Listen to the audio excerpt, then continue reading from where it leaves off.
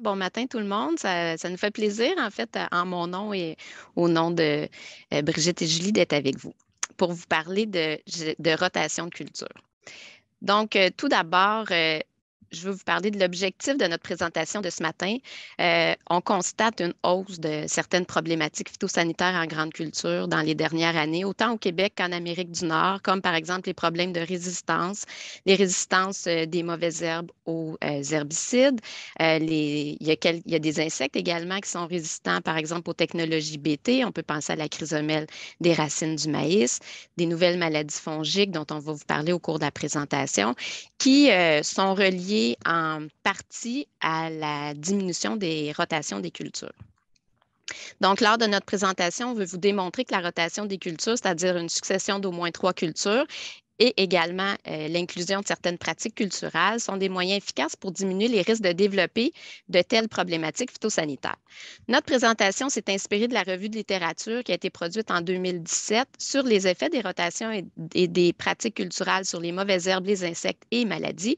Et on s'est également mis à jour sur certains articles scientifiques. Alors, débutons la présentation avec les bénéfices généraux des rotations des cultures.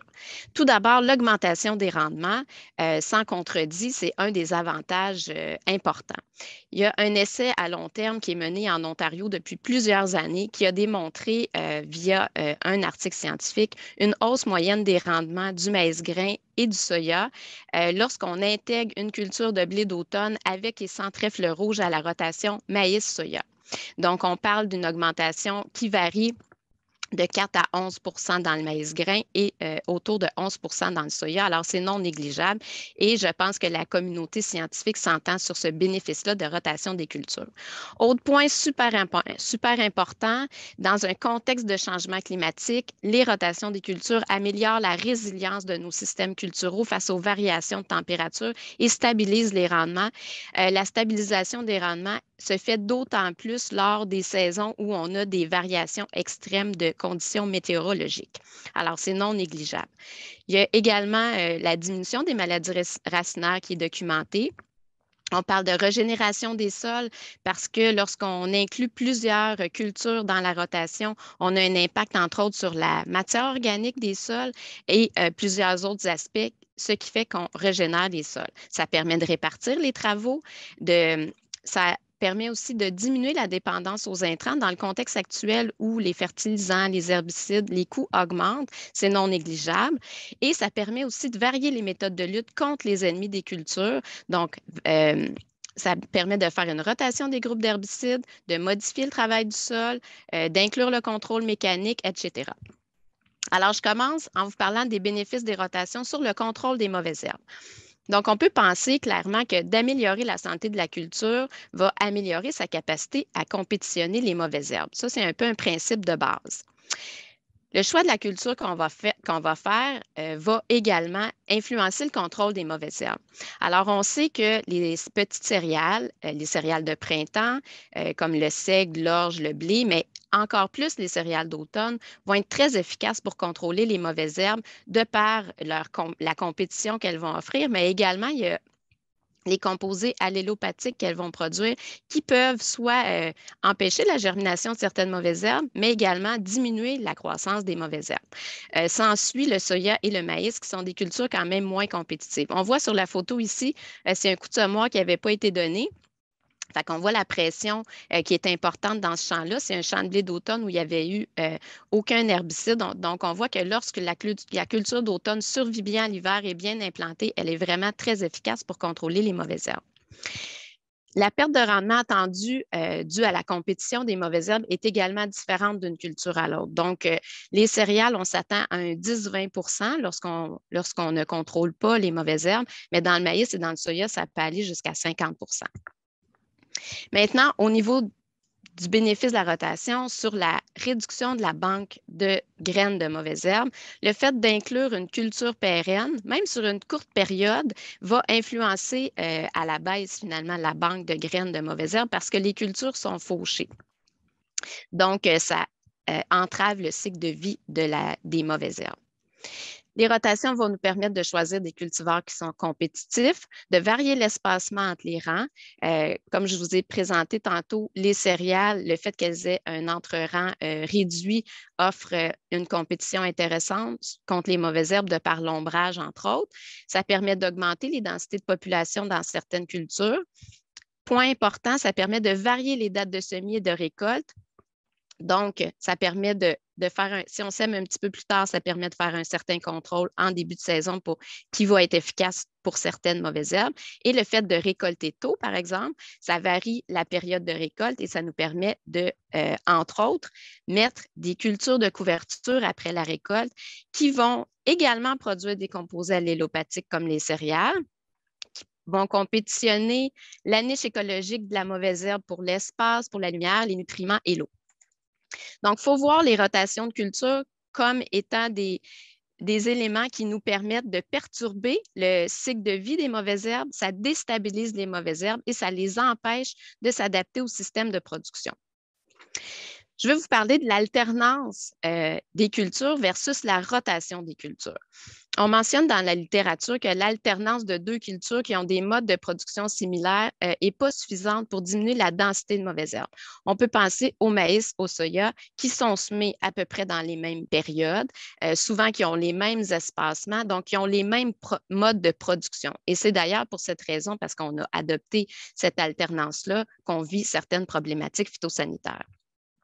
Je veux vous parler d'un article, en fait, d'une étude qui a été faite sur l'effet de la dynamique des mauvaises herbes d'une rotation de culture lorsqu'on introduit des cultures de printemps et des cultures d'hiver. Donc, l'essai était basé sur une culture type, c'est un essai américain où il y avait du blé d'automne et du pois chiche.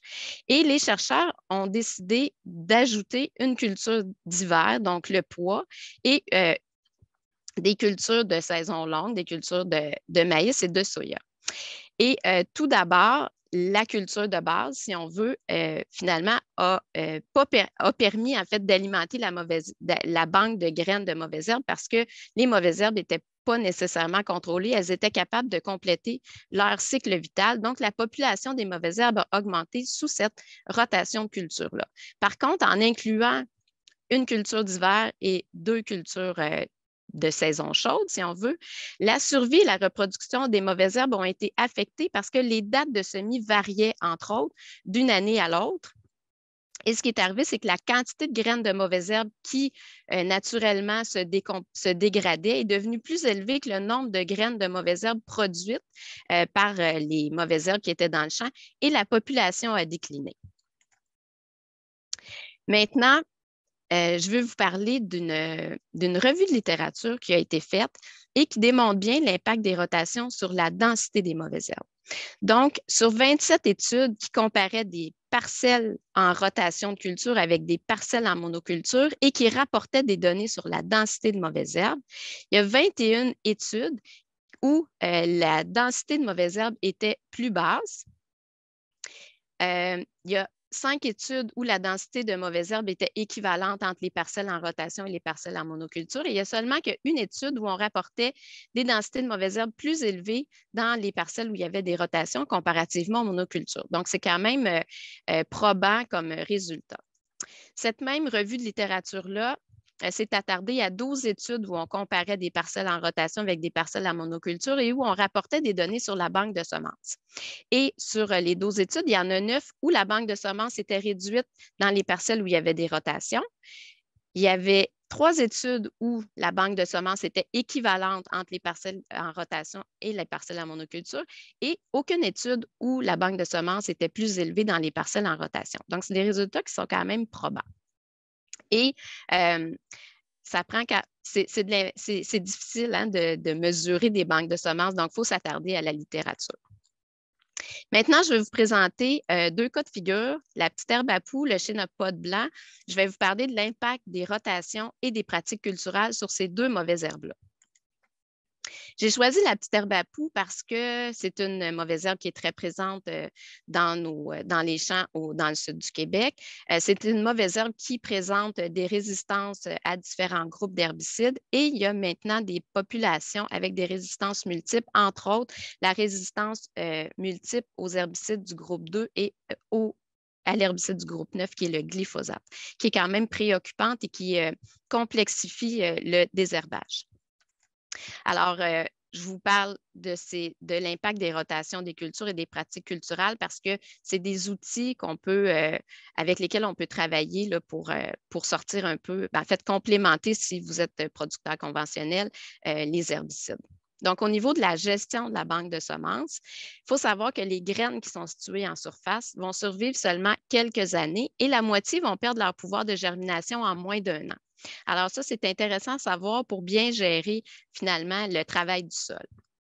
Il faut savoir que pour germer, les semences incorporées à plus de 2 pouces doivent être ramenées à la surface. Alors, ça nous incite à faire un travail minimum. Également, les plants qui vont émerger hâtivement peuvent produire 6 fois plus de graines que les plants qui vont émerger tardivement. Alors, le contrôle en début de saison de la petite herbe à poux, c'est essentiel pour réduire la production de graines. Au niveau de la floraison, elle débute en jours courts, donc autour du solstice d'été. Ça dure 30 jours et ça prend 50 jours supplémentaires pour atteindre la pleine maturité des graines. Pourquoi je vous parle de ça? C'est que la rotation des cultures peut avoir un effet important. Si on sème, par exemple, des céréales qui sont récoltées tôt, bien, il va y avoir une diminution de la production de semences de la petite herbe à poux. C'est important de s'assurer de bien contrôler les plants d'herbe à poux suite à la récolte des céréales, par contre. Les cultures intercalaires, les engrais verts qui vont offrir un bon couvert végétal vont vraiment concurrencer pour l'espace et la lumière la petite herbe à poux. Elle est fragile à ces aspects-là. Au niveau de l'effet du travail du sol, les faux semis, en début de saison, le sarclage du stade fil blanc au stade 2 feuilles vont être efficaces pour diminuer les populations. Au niveau du travail du sol, on a vu que on a un avantage à laisser les graines en surface. Ce qui peut être fait, ce qui est mentionné dans certains articles, c'est qu'on peut labourer, par exemple, une fois pour incorporer profondément les semences qui ne vont pas germer. Par contre, il ne faut pas retoucher à ça, puis ensuite, on continue en travail minimum. N'étant pas très adepte du labour, je vous proposerais plus de travailler en surface le sol ou de ne pas le travailler du tout. Ça va représenter un défi supplémentaire. Par contre, si on fait notre dépistage, si on s'assure d'avoir un bon contrôle, la banque de semences va s'épuiser plus facilement. Maintenant, regardons au niveau du chénopode blanc. Le chénopode, il faut savoir que sa germination est déclenchée par la lumière et la teneur en azote du sol. Ce n'est pas surprenant. Le chénopode, c'est une mauvaise herbe qui est très présente dans les anciens pâturages, sur les anciens amas de fumier. On sait qu'elle aime l'azote. Elle va germer quand les sols sont encore frais, donc c'est une mauvaise herbe qui compétitionne rapidement la culture en début de saison. Au niveau de la gestion de la banque de semences de cette mauvaise herbe-là, les semences doivent être près de la surface du sol pour germer aussi, un petit peu comme la petite herbe à poux, donc on parle de moins de 1 pouce. Lorsqu'elles sont enfouies de 1 à 4 pouces, 20 des semences vont se dégrader au cours du premier hiver. Par contre, la profondeur de travail de sol augmente la dormance des semences.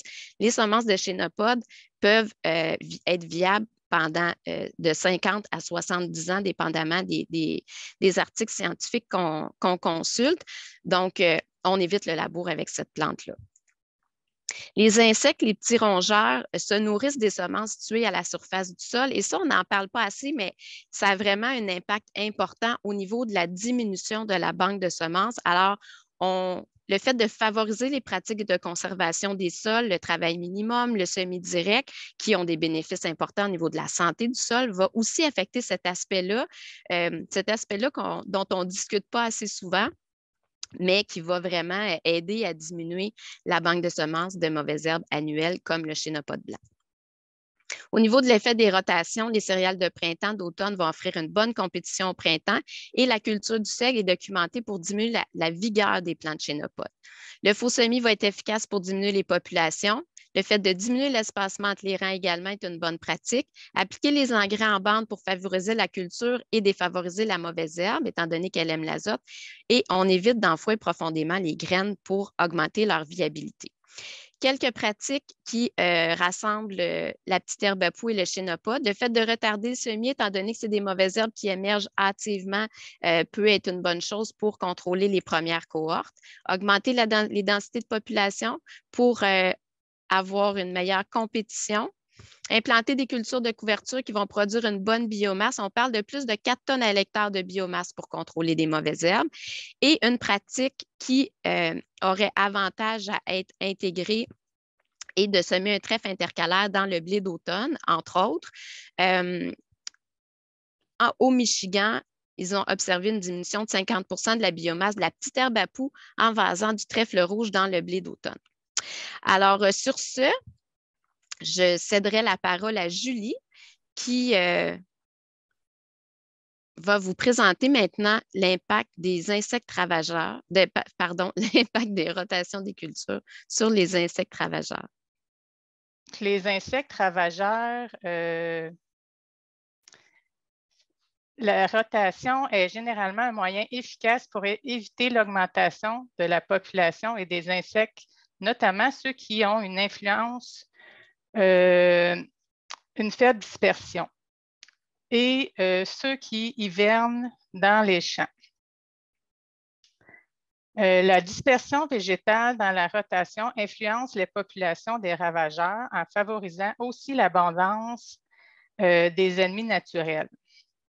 Pour ce qui est des effets du travail du sol, ils sont variables en fonction de l'insecte visé.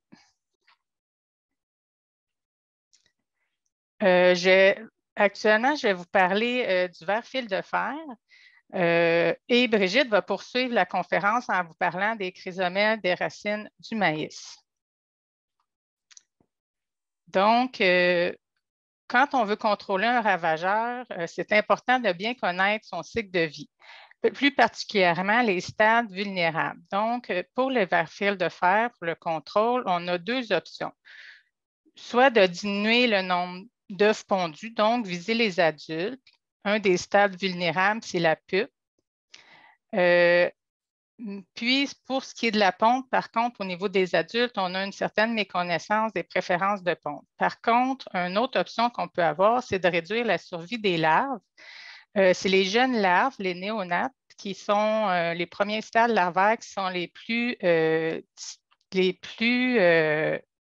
vulnérables. Au niveau de la privation de la nourriture, on peut avoir un impact avec les rotations, entre autres. On peut modifier leurs conditions de développement, puis ça peut les apporter à faire du cannibalisme.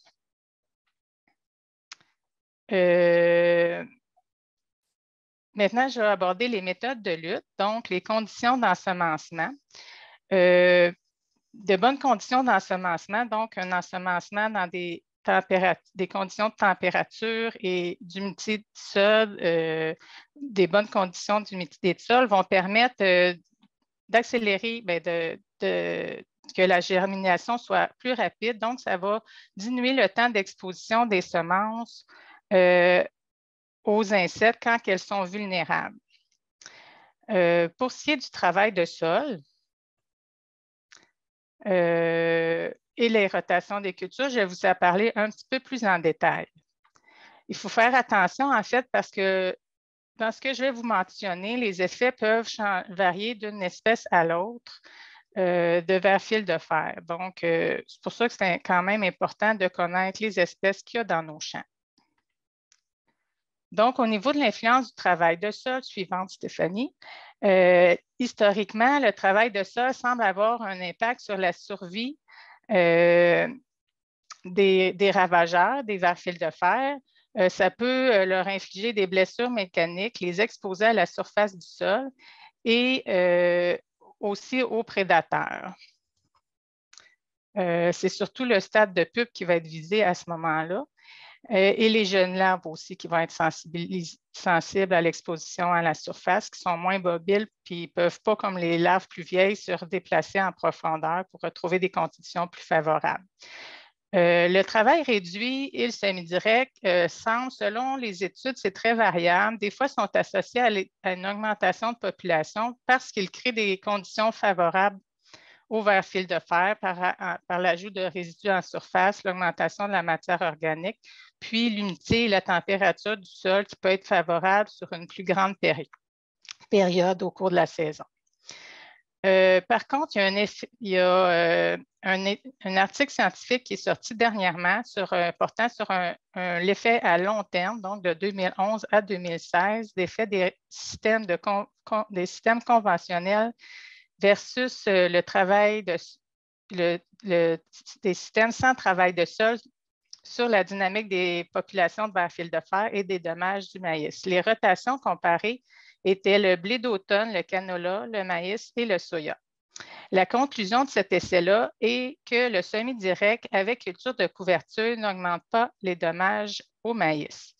Donc, c'est important avant de recommander nécessairement un producteur de travailler le sol ou de ne pas se diriger vers des pratiques de conservation des sols à cause de certaines problématiques d'insectes, bien, au final, les semi-directs ont beaucoup d'avantages, puis rendent les sols très résilients. Puis, en fait, ça n'a peut-être pas autant c'est pas peut-être il y a tellement d'autres avantages que c'est peut-être pas la méthode de lutte à cibler en premier. La rotation, par contre, peut avoir peut-être plus d'impact sur les vers-fils de fer. Donc, je vais vous parler des cultures hautes, des cultures qui vont favoriser la survie des vers-fils de fer. Donc, leur présence dans la rotation va augmenter le risque de retrouver des populations plus élevées de vers-fils de fer. Les cultures hautes, c'est les graminées.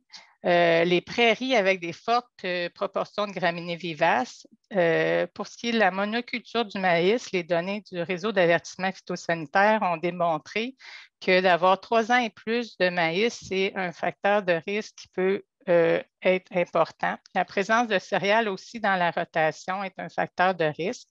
Peu importe la céréale. À noter que les céréales d'automne, puisque leurs racines sont plus développées au printemps, quand les larves sont présentes pour créer des dommages, vont être moins sensibles que les céréales de printemps qui, eux, sont en germination et viennent d'être implantées. Pour ce qui est des cultures secondaires, c'est des cultures qui vont diminuer le taux de survie des larves en les privant de nourriture ou en n'étant pas une nourriture adéquate pour eux. La présence de ces cultures-là dans la rotation peut diminuer les risques d'avoir des populations élevées.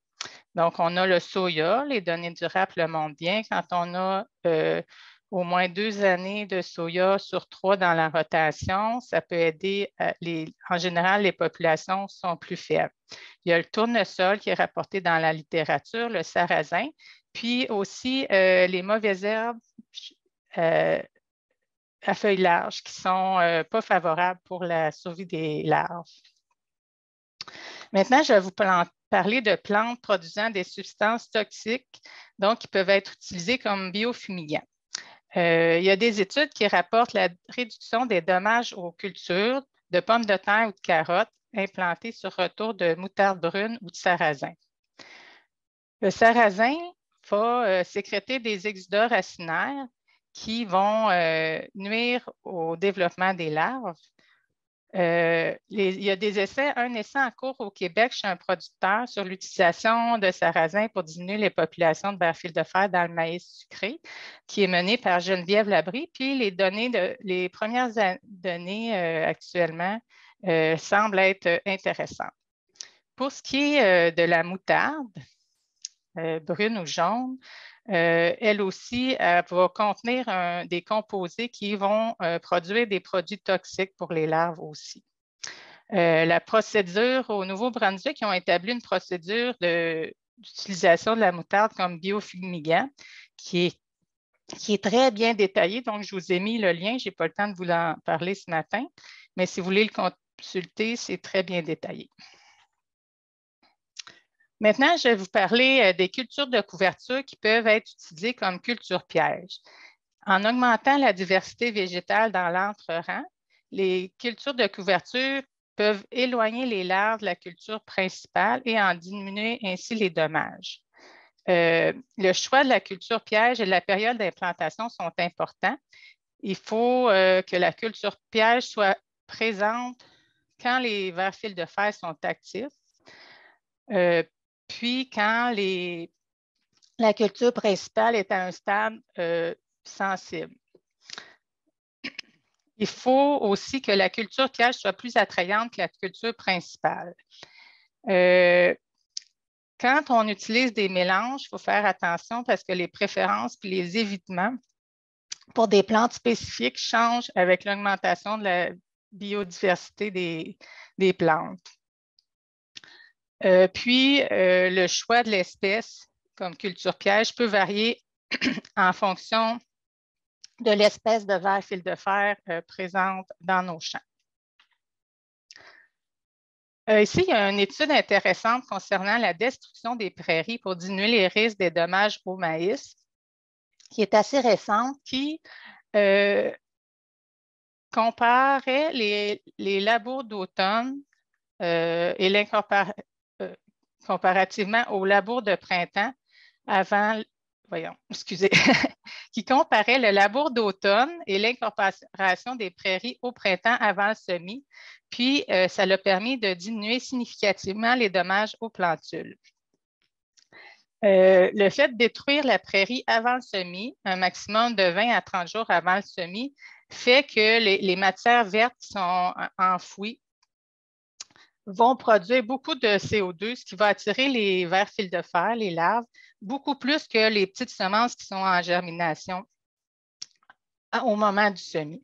Cette stratégie-là est intéressante parce que ça peut diminuer les dommages au maïs et s'appliquer aussi à toute autre culture sensible que le maïs afin de diminuer les risques à ces cultures-là. À la destruction des cultures de couverture, ça peut s'appliquer aussi dans des systèmes de travail de sol réduits par l'incorporation minimale de résidus ou par le semis en bande entre les rangs de cultures de couverture qui pourraient être incorporées en bande aussi, ou en système de semi-direct, où est-ce qu'on pourrait utiliser une destruction mécanique ou chimique qui pourrait donner les mêmes résultats. Ensuite, je vais vous donner deux exemples de cultures intercalaires. Un essai dans le blé, dans le maïs, mais avec deux types d'intercalaires qui ont été semés en même temps que le maïs. Je sais qu'au Québec, ce n'est pas une pratique parce qu'il peut y avoir de la compétition, mais ça peut faire réfléchir quand même. Les résultats sont intéressants. On comparait le maïs seul, le maïs avec l'intercalaire de blé, le maïs avec un mélange d'intercalaires de 6 espèces, le blé, le haricot, le lupin, la moutarde, le sarrasin et le riz grasse. On diminuait de façon significative les dommages au maïs en implantant ces intercalaires-là. Puis, on a observé aussi une augmentation de rendement dans le cadre de ces essais-là qui ont eu lieu en Europe, ce qui est quand même intéressant. On avait aussi une culture piège qui testait le blé qui était semé en rang alterné, donc un rang de blé, un rang de culture de couverture, un rang de blé, un rang de culture de couverture. Les cultures de couverture, les cultures pièges comparées étaient le pois, les lentilles, le canola, le maïs, le blé et l'orge. Donc, c'est les rangs alternés de pois ou de lentilles qui ont donné les meilleurs résultats en tant que culture piège. Avec ces cultures pièges-là, on a observé qu'il y avait moins de plants endommagés dans les rangs de blé et le peuplement de blé était plus élevé. Les lentilles et le pois attiraient 2 fois plus de vers fil de fer que le rang de blé à côté. Donc, ça peut être intéressant. Je me disais qu'au Québec, on fait parfois des grains mélangés, fait que dans des champs avec des grandes populations, peut-être que ça pourrait être une alternative de faire une céréale avec une légumineuse en culture comme culture piège. Donc, maintenant, je passe la parole à Brigitte qui va nous parler de la chrysomèle. Oui, bonjour tout le monde. Donc, j'enchaîne avec un deuxième insecte qui est la chrysomèle des racines du maïs. Un bref rappel sur le cycle. Donc, c'est un insecte qui fait une génération et qui passe l'hiver au Québec au stade d'œuf dans les sols. Ensuite, les larves vont s'alimenter sur des racines de maïs et après s'être transformées en pupe, on va voir l'émergence des adultes vers la fin de l'été. Donc, on reconnaît la chrysomèle de l'ouest qui est la jaune et noire à gauche et la chrysomèle du nord qui est la verte.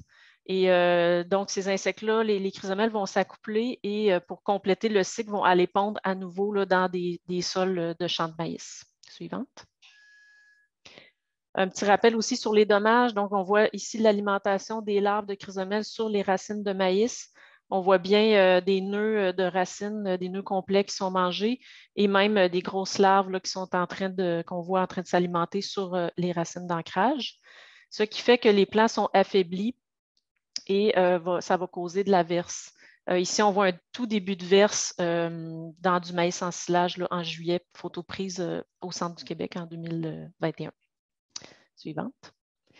Donc, les méthodes de prévention et de lutte qui sont préconisées ou possibles contre cet insecte-là, c'est des semi-hâtifs, premièrement, parce que plus on sème tôt puis que notre plant de maïs a un système racinaire bien développé au moment où les larves commencent à s'alimenter, les plants sont plus capables de tolérer cette alimentation-là. Et la même chose aussi pour toute pratique qui va favoriser un bon système racinaire, donc un sol bien structuré, bien fertile et tout ça, pour aider la plante à mieux tolérer cette alimentation-là. Suivante. Il y a aussi des nématodes. Ça commence à être étudié au Québec. On ne peut pas vous en parler parce qu'on a très peu de données jusqu'à maintenant, mais c'est très prometteur. Donc, c'est des vers microscopiques, dans ce cas-ci, qui ne s'attaquent pas aux plantes, mais qui s'attaquent aux larves de la chrysomèle. Donc, ça, c'est en train d'être étudié. Vous allez sûrement en entendre parler dans les prochaines années, mais c'est à suivre. On a aussi, bien entendu, le maïs BT chrysomèle qui est utilisé au Québec, qui fonctionne bien. Par contre, si on regarde un peu aux États-Unis, en Ontario, c'est bien documenté qu'il y a de la résistance. Les chrysomèles sont des insectes qui développent facilement ou rapidement des résistances à différentes méthodes de lutte, incluant le BT. Et si on regarde les différents hybrides de maïs qui sont disponibles, il n'y a pas tant de modes d'action BT qui sont disponibles. Donc, il faut vraiment les utiliser judicieusement. Même qu'au Québec, on a des données qui nous montrent, dans certains cas, des débuts de développement de résistance, même si ce n'est pas répandu du tout. Mais il faut vraiment le gérer de façon proactive pour éviter ça le plus possible. Et dernière méthode, mais non la moindre, la rotation des cultures. Tantôt, on voyait le cycle où on voit que les adultes vont aller pondre dans le sol d'un champ de maïs et l'année suivante, les larves vont s'alimenter de racines de maïs. Donc, ça prend vraiment maïs sur maïs pour entretenir l'insecte. Donc, en faisant une simple alternance maïs-soya, on brise le cycle de l'insecte. C'est une méthode qui est très efficace. Suivante. Et pour le montrer, je vous présente des données du réseau d'avertissement phytosanitaire des 14 dernières années. Donc, ce que vous voyez en bas, c'est les données de chaque année de 2008 à 2021. Et sur l'axe vertical, c'est le nombre de chrysomèles par piège par jour. Donc, il y a des pièges collants qui sont installés dans les champs. Donc, on fait une moyenne de tous les sites qui ont été dépistés chaque année au Québec. Et ce qu'on voit, c'est la ligne pointillée, tout ce dépistage-là se passe dans des champs de maïs, mais la ligne pointillée, c'est les maïs qui étaient sur retour de soya. Et on voit que les populations de chrysomèles sont remarquablement faibles. D'ailleurs, les chrysomèles viennent probablement des champs voisins, là. Donc, là, ça se promène quand même un petit peu. Fait que c'est pour ça qu'on en a capturé un peu. Par contre, si on regarde la ligne pleine, qui est maïs sur retour de maïs, on voit vraiment des populations de chrysomèles qui sont plus importantes. Même que depuis 2018, là, vous le savez, ceux qui travaillent dans le domaine savent que les populations de chrysomèles ont augmenté dans certains champs. Et dans certains cas, assez pour causer des dommages puis dépasser le seuil économique d'intervention. Par contre, si tu veux faire suivante, Stéphanie, juste ajouter une note comme quoi ce graphique-là, il faut le prendre, faut pas penser qu'il est représentatif de tous les champs de maïs au Québec, parce que quand on fait du dépistage dans le cadre du RAP, on cible des champs qui ont un historique de chrysomèles qui sont à risque. Donc, il faut juste faire attention de ne pas penser que ça représente tous les champs. Mais on voit que la rotation fonctionne très bien. En fait, la simple alternance maïs-soya fonctionne très bien. Suivante. Je veux quand même, je vous disais tantôt, la chrysomèle, elle s'adapte bien à différentes méthodes de lutte. Puis aux États-Unis, on a des variantes de la chrysomèle qui se sont adaptées à l'alternance maïs-soya. Donc, la première variante, c'est que la chrysomèle, l'adulte perd sa fidélité au maïs pour la ponte.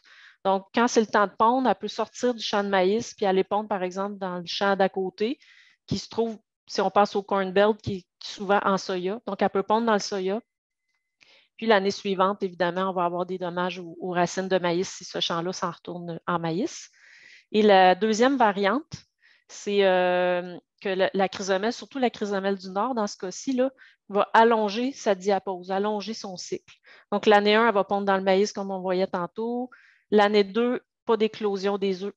Et l'année 3, c'est là que l'éclosion va se faire. Donc, si on est dans une situation d'alternance maïs-soya, on peut voir des dommages importants. Suivante, ce n'est pas le cas au Québec. On ne voit pas ça du tout. Il y a des suivis qui ont été faits, puis c'est très peu présent, voire inexistant. Donc, la rotation demeure vraiment un excellent moyen de lutte. Par contre, ça montre l'importance à long terme de penser à ajouter une troisième culture dans la rotation et ne pas se fier uniquement à l'alternance maïs-soya pour lutter contre l'insecte. Suivante. Toujours dans la chrysomèle, je voulais vous parler un petit peu du maïs spontané. Tu peux cliquer, Stéphanie. Quand on a de l'averse causée par la chrysomèle des racines du maïs, c'est encore plus problématique parce qu'on se retrouve avec des grains au sol. Puis là, l'année suivante, on a cette mauvaise herbe-là à gérer. Et c'est tout un défi parce que le désherbage de cette mauvaise herbe-là, parce qu'il faut tenir compte aussi des tolérances aux herbicides qu'on a héritées du maïs semé l'année d'avant. Donc, il y a une fiche technique du RAP, je vous ai mis le lien dans la diapo qui fait bien le tour de la question. Mais sur la diapo suivante, je vais vous parler d'un aspect spécifique en lien avec la chrysomèle. Donc, c'est évident que si on a beaucoup de maïs spontané dans le champ, ça peut, dans une certaine mesure, annuler l'effet de la rotation qu'on veut utiliser pour briser le cycle de l'insecte. Il y a deux raisons pour ça. Premièrement, c'est que, moi, je ne suis pas rendue là, excuse-moi Stéphanie.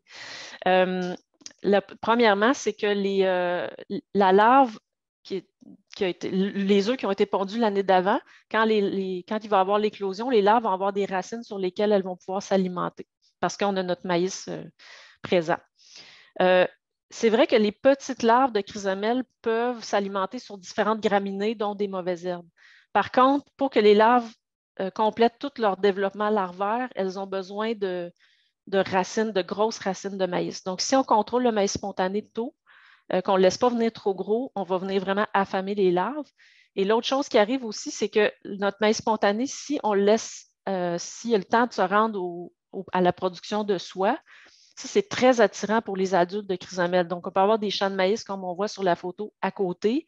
Puis là, les soies sont desséchées. Puis là, les chrysomèles voient ce beau petit maïs-là qui est comme en retard puis qui a des petites soies fraîches, bien, ça peut les attirer. Puis ensuite, elles peuvent venir pondre dans ce champ-là. L'autre aspect suivant, c'est que le maïs spontané qui est issu de maïs BT chrysomèle de l'année d'avant. Donc, si on avait semé un maïs BT chrysomèle qui a versé, qui a des grains au sol, il faut se rappeler qu'il y a environ 3/4 de ces grains-là tombés au sol qui sont BT chrysomèle.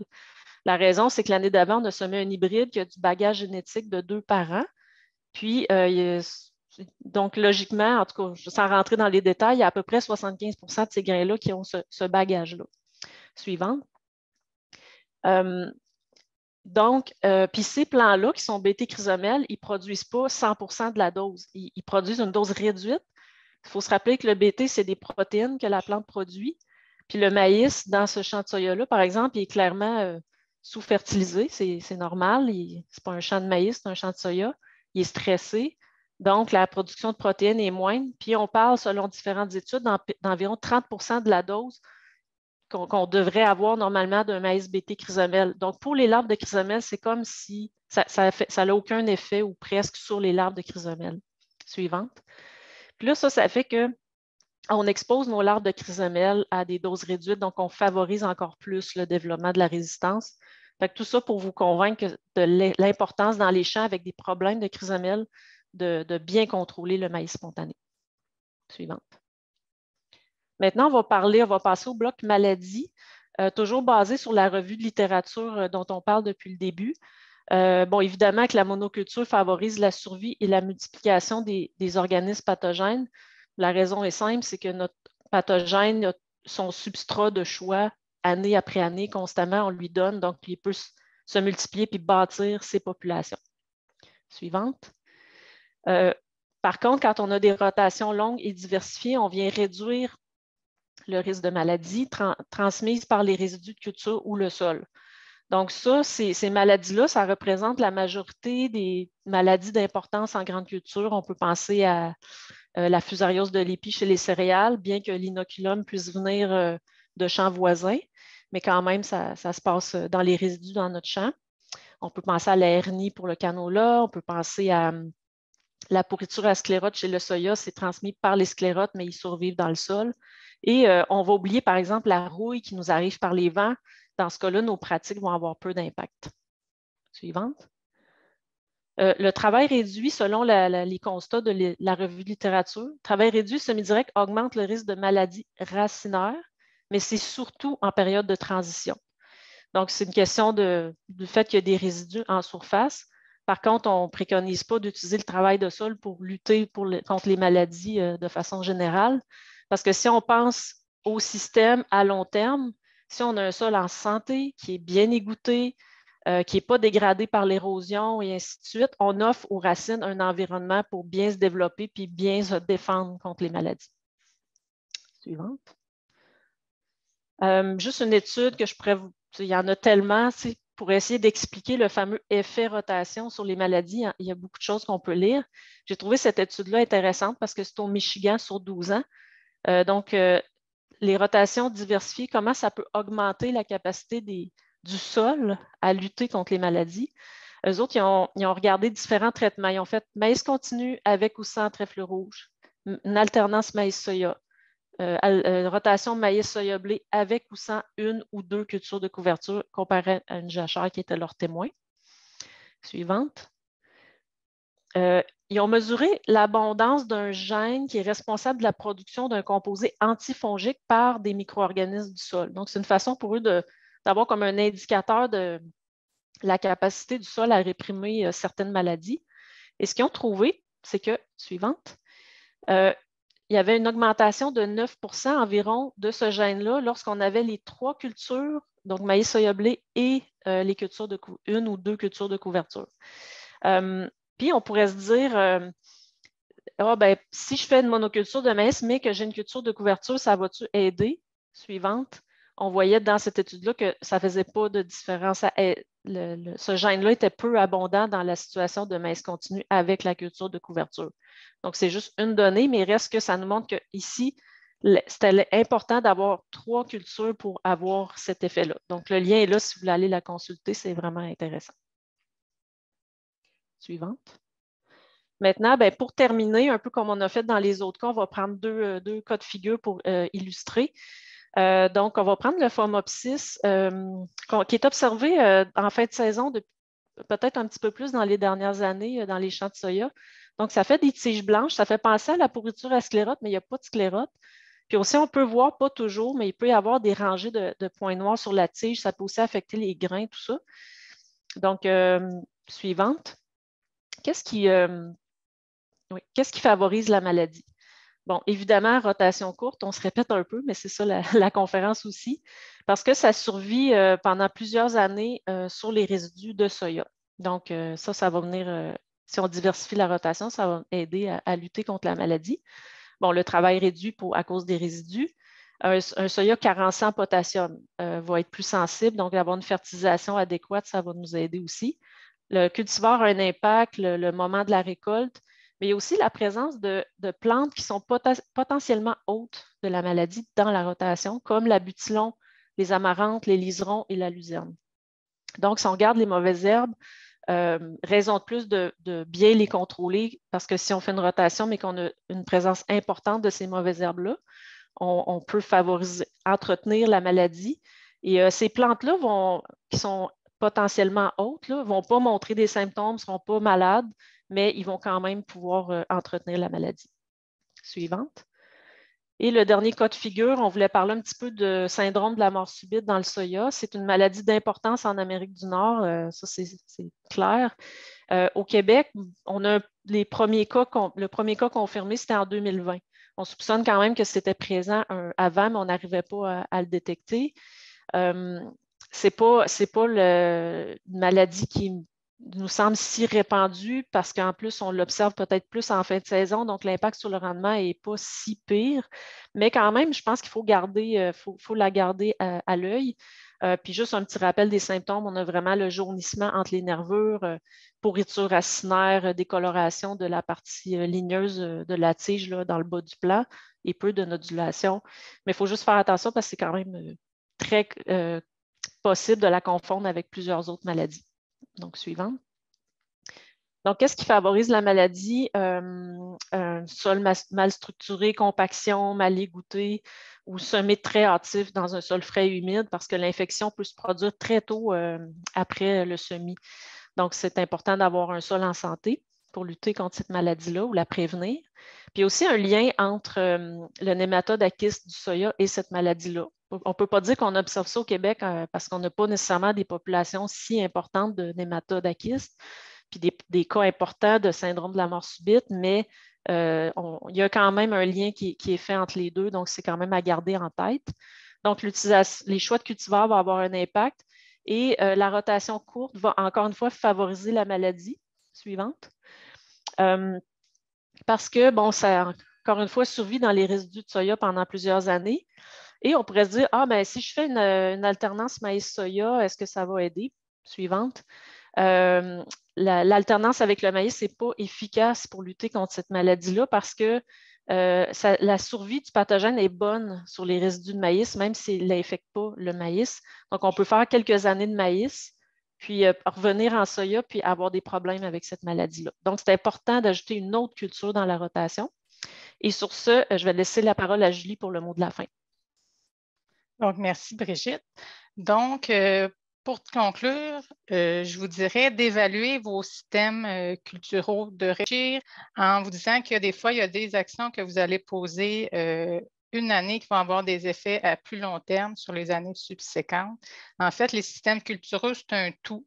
Je vous inviterai à réaliser des essais sur des petites parcelles, soit pour implanter des nouvelles pratiques ou pour une problématique phytosanitaire particulière pour voir l'effet de certaines pratiques, mais toujours avec un esprit de voir les effets un peu à plus long terme. Dans le contexte de changement climatique, les rotations des cultures diversifiées permettent de stabiliser les rendements de vos cultures et d'améliorer la résilience de vos sols. L'aspect économique est toujours important en agriculture, donc évaluer la rentabilité de vos systèmes culturaux sur le nombre d'années de la rotation et non pas d'année en année. Il faut garder en tête que les bénéfices, autant agronomiques qu'économiques, sont souvent observables à moyen, à long terme, souvent à la suite d'un cycle complet de rotation ou même deux. Donc, pour finir, l'outil Rotation Plus est un outil qui peut être utilisé là, pour comparer justement l'aspect économique de certaines pratiques culturelles ou de systèmes culturaux. Donc, bonne réflexion. Merci. Merci beaucoup à nos trois conférencières. Pour la période de questions, je m'appelle Vicky Villiard. Je vais remplacer Marie-Ève qui a eu des petits problèmes techniques. Fait que je vais commencer par les différentes questions. Il y en a qui sont adressées à certaines conférencières, d'autres que je n'ai pas d'adresse. Fait que je vais y aller comme ils ont été mentionnés. Il y avait une question qui avait été mentionnée en début. Y a-t-il des études faites avec l'épaule comme culture d'automne? Fait que je pense que ça s'adressait peut-être au niveau des insectes pour, je crois, c'était Julie. Peut-être plus ça a été fait pendant ta conférence. Oui, j'en ai pas vu. Par contre, c'est sûr que j'ai probablement pas lu toutes les études qui ont eu lieu, mais en fait, les cultures les céréales que j'ai lues, c'est vraiment ceux que j'avais notés là, dans la présentation. Fait que le blé, le seigle, l'orge, l'avoine. Parfait. Je ne suis pas en mesure de répondre. Est-ce qu'il y avait, il y a un producteur de légumes variés qui a des problèmes avec le mouron des oiseaux et le pied de coq qui se développe dans son engrais vert en mélange avoine, pois et vesse en sol très sableux. Avez-vous des idées de solutions pour mieux bloquer ces adventices? Je ne sais pas laquelle des trois veut se lancer. C'est mouron des oiseaux? Stéphanie, oui, c'est ça. Ouais. Mouron des oiseaux et pied de coq. Oui, moi, je ne connais pas très bien le mouron des oiseaux. Puis là, tu m'as dit c'était dans une culture de couverture. C'était un producteur qui produit des légumes variés, qui a des problèmes de mauvaises herbes, le pied de coq et mouron, qui se développe dans son engrais vert, qui est un mélange d'avoine, pois et vesse en sol très sableux. Oui, rapidement comme ça, je n'ai pas de réponse. Par contre, on pourrait peut-être lui revenir après coup là, pour voir quelle stratégie adopter. Parce que là, c'est sûr que quand on regarde une problématique de mauvaises herbes, il faut voir le système au complet, là, le travail de sol. Parce que c'est ça, hein, les dynamiques de mauvaises herbes sont influencées par le travail de sol, les cultures. Donc, c'est ça. Faudrait peut-être avoir une discussion avec lui. Puis en plus, c'est en sol sableux. Fait que c'est ça, tu pourrais peut-être me mettre en contact avec lui après, puis on pourra discuter. J'ai une autre question. À quoi est-ce qu'on attribue les pics de population dans le graphique de piégeage des chrysomèles? Oui, je pense que la personne doit parler d'à partir de l'année 2018 où on a vu des populations plus importantes. Si c'est ça, si ce n'est pas ça, faites-moi signe. Là. Mais effectivement, il y a peut-être différentes raisons. En 2018, il y a eu des conditions sèches. La chrysomèle, elle a besoin de pondre. Généralement, elle préfère des sols lourds, là, même si on observe que la chrysomèle pond dans différents types des sols plus comme l'ombre. Là. Mais généralement, elle aime les sols lourds et quand le sol est sec, ça fait des craques dans le sol, des fentes, puis ça peut favoriser la ponte. Il y a peut-être eu des survies hivernales qui étaient meilleures. Et aussi, ce qui s'est passé dans ces années-là, je pense que c'était en 2019, les semis ont été beaucoup modifiés parce que je pense que cette année-là, le printemps était tardif.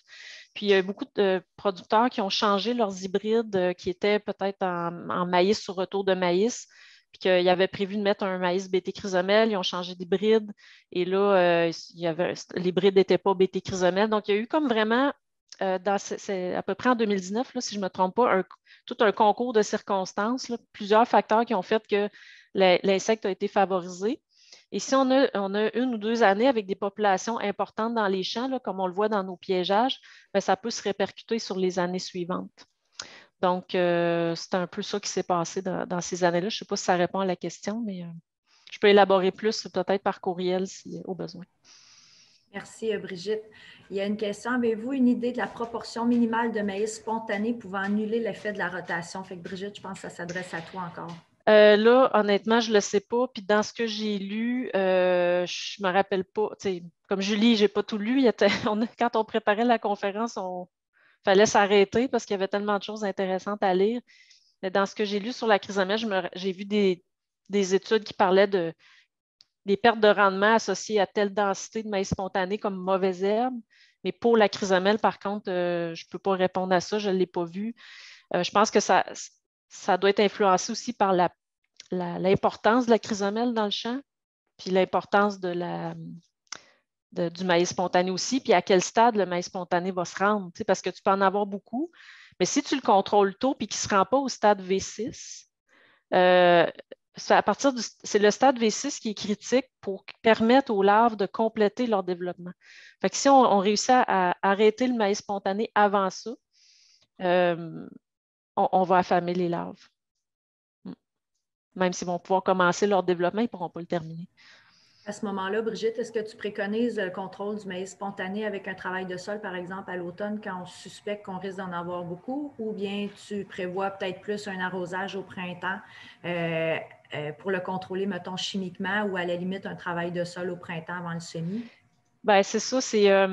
En fait, le maïs spontané n'a pas de dormance dans le sens que ce qui va tomber au sol, les grains qui vont tomber au sol à l'automne, ils vont avoir une chance de germer, puis c'est l'année suivante. Fait que je sais que le travail du sol, si on est en semi-direct ou en situation de labour, on risque, ce qu'on me disait, des conseillers terrain me disaient, on en voit moins. Si on fait un travail réduit, ça se peut qu'on vienne juste les enfouir assez pour qu'ils puissent germer. Donc, oui, le travail de sol peut avoir un lien sur la population de maïs spontané qu'on va avoir dans le champ.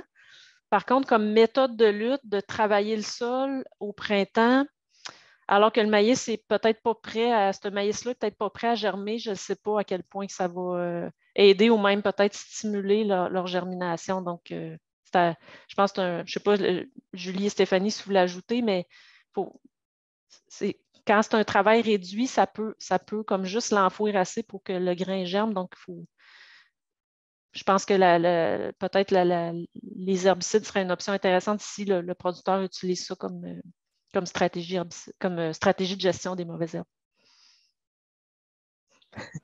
Parfait. Bien, merci beaucoup, Brigitte. J'ai une autre question. Si le Phomopsis survit dans le maïs grain, qu'en est-il sur le blé comme ajout en troisième culture dans la rotation?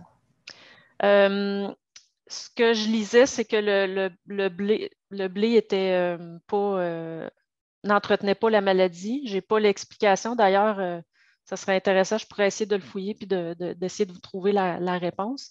Mais c'est vraiment, de ce que je lisais, c'est le maïs qui va l'entretenir. Donc, c'est pour ça que les céréales étaient préconisées. Le mécanisme, je ne le sais pas. Je peux essayer de fouiller, mais les petites céréales n'entretiendraient pas la maladie.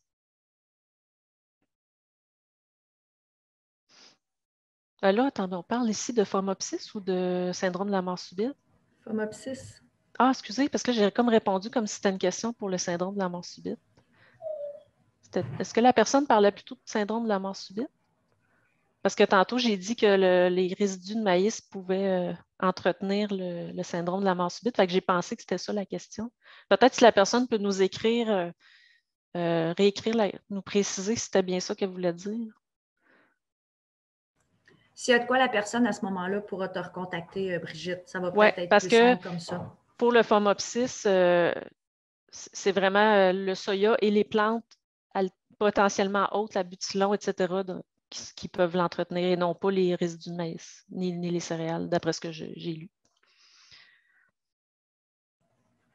J'aurais une autre question. Comme culture piège pour le beurre fil de fer, tu as mentionné que le pois et la lentille sont favorables. La question s'adressait à Julie. En considérant le coût de la semence, est-ce que ça vaut la peine de faire en bande alternée ou c'est possible de le faire en bordure de champ? Bonne question. En fait, dans cette étude-là, il avait fait aussi un essai d'espacement. C'est sûr que ça dépend peut-être de la superficie du champ. Il avait fait un essai d'espacement pour ces deux cultures alternées-là qui fonctionnaient le mieux, là, le pois et les lentilles. Il avait fait des espacements différents. Donc, un blé, un pois espacé de 25 cm, fait que ça doit faire une dizaine de pouces, ça peut-être. Puis aussi, différents espacements jusqu'à 1 mètre, donc 40 pouces à peu près. Puis, les résultats étaient les mêmes. L'attractivité vers le pois ou les lentilles était la même. Est-ce qu'en bande plus large ou juste en bordure, ça serait assez? Mais vu que les vers fils de fer se déplacent, mais peut-être pas tant que ça non plus dans le sol. Là. Fait que en tout cas, c'est embêtant, mais ça pourrait être essayé là, en bordure aussi. C'est sûr que quand c'est des très grands champs, c'est moins évident. C'est sûr que le paysage, les bordures, quand il y a des sources d'infection comme des prairies de graminées dans les bordures, peut-être que les vers fils de fer peuvent être plus localisés dans cette bordure de champ-là, puis moins abondants dans le reste du champ. Fait que, ça peut peut-être avoir un effet de localiser la culture piège en fonction du paysage, mais ça resterait à voir. Là. Je suis passée... je n'ai pas rien lu là-dessus, en fait. Là. Et puis à ce moment-là, est-ce que le canola a des propriétés intéressantes contre le contrôle des vers fils de fer? En fait, là, c'est le fun d'être en différé. Comme ça, j'ai pu aller rechercher l'étude dans mon ordinateur pour répondre à la question parce que j'aurais été embêtée de répondre comme ça sur le vif. Donc, le canola, ce qu'on lit, c'est que ça l'appartient, vu que c'est dans la famille des crucifères, sont capables de réduire les dommages du blé, mais seulement dans les champs à faible densité de population, là. Sinon, quand il y avait trop de population, ça fonctionnait moins bien. Puis quand je regarde les graphiques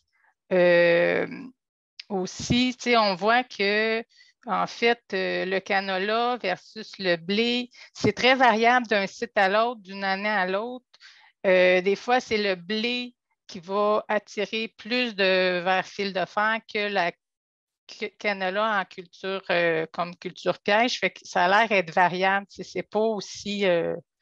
Peut-être qu'ils n'ont pas aussi un bon pouvoir attractif que le pois et les lentilles. Il faudrait que ça soit essayé, mais à première vue, ça ne semble pas être une bonne culture piège. Ça dépend peut-être avec quelle culture quelle autre culture, c'est quoi la culture principale aussi là, par rapport à l'attractivité d'une et l'autre. Sinon, une question pour Stéphanie. La présence de limaces en semi-direct occasionne une défoliation des plantes, maïs, soya, là, en taux en saison, ce qui peut causer des dommages considérables aux plantes. Dans ta présentation, tu mentionnes que leur présence offre une diminution de la banque de graines de chénopode. Est-ce que le contrôle de la banque de mauvaises herbes est plus avantageuse que la défoliation de la culture principale? Quelle bonne question. C'est je pense que, en fait, on parle des limaces, des carabes, de la biodiversité. Oui, effectivement, des fois, on voit des impacts importants des limaces, mais je pense que l'impact de tous ces ravageurs-là sur la, le cycle, si on veut, la décroissance des populations de mauvaises herbes, c'est documenté que c'est important. Puis je veux quand même vous dire que des fois, on a l'impression qu'il y a beaucoup de limaces, mais il y a aussi un effet là, on n'utilise plus beaucoup de traitements de semences néonicotinoïdes, mais il y a un effet des traitements de semences néonicotinoïdes sur la biodiversité de ces insectes-là, puisque les limaces, en fait, se nourrissent aussi de carabes qui mangent des résidus de culture et qui viennent, en fait, c'est comme si les insectes de sol, lorsqu'il y a des traitements de semences insecticides, ils viennent un peu chargés en insecticides, mais les limaces, eux autres, passent à travers ces traitements-là. Donc, c'est comme si on favorise un peu ces insectes-là au détriment des autres lorsqu'on utilisait les néonicotinoïdes. Ça a été documenté là, dans des articles scientifiques. Fait que dans le fond, il faut penser aussi à cet aspect-là. Des fois, on a l'impression qu'il y a beaucoup de limaces dans nos champs, mais c'est peut-être parce que nos systèmes les favorisent en quelque part. Je réponds, j'ai comme ajouté une petite partie d'éléments de réponse à la question, mais je pense que, dans le fond, ma réponse, c'est qu'on est mieux de favoriser les pratiques de conservation des sols au bénéfice, entre autres, des ravageurs qui vont diminuer les populations de mauvaises herbes, des bons insectes, finalement. J'ai une autre question pour le vert fil de fer. Depuis qu'on utilise moins les néoniques sur les semences de maïs, est-ce que nous remarquons plus de signalements de problématiques vis-à-vis cet insecte au Québec?